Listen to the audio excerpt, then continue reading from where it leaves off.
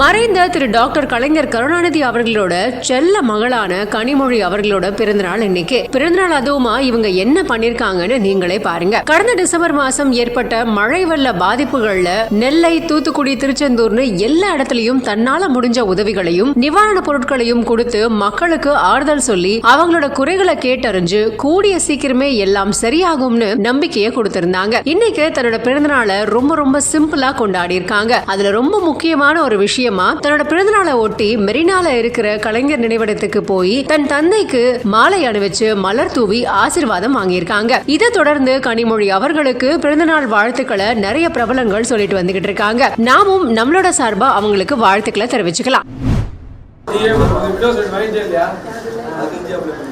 Apply பண்ண ration கடையில் 1000 ரூபாய் பணம் வருதா?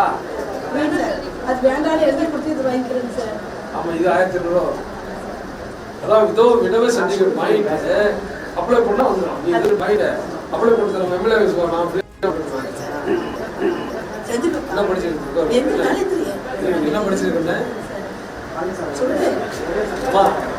ஏதோ ஒரு வேலைங்கிறது முதலமைச்சராலே முடியாது. சொல்றது கேட்க ஏதோ ஒரு வேலைங்கிறது முதலமைச்சராலே முடியாது. இங்கே வேலை இருந்து நீ சொல்லுனா தான் நான் சொல்றேன். இப்போ என்ன நாமக்கல் கலெக்டர் எங்க வேகண்டா அம்மா நான் தான் சொல்றேன் தாயே. அம்மா நான் சொல்றேன் உறுதியா வேலை வாங்கி தரேன். இங்க வேலை இருக்குன்னு சொல்லு. இங்க வேலை இருக்குன்னு சொல்ல வாங்கி தரேன். நான் வாங்கி தரேன் வேலை. நீங்க பாரு ஏதோ ஒரு வேலைன்னு சொன்னா வாங்கி தரேன். ஏதோ ஒரு வேலைனா எப்படிங்க வாங்கி தர முடியும்? முதல்வரால கூட ஏதோ ஒரு வேலைனா வாங்கி தர முடியாது. என்ன வேலை வேணும்னு சொல்லுங்க, எங்க வேலை இருக்குன்னு சொல்லுங்க, வாங்கி தரேன் அப்படின்ற மாதிரி சட்டமன்ற உறுப்பினர் ஒரு விதவை பெண் கிட்ட இந்த மாதிரியான ஒரு பதில் அளிச்சிருக்காரு.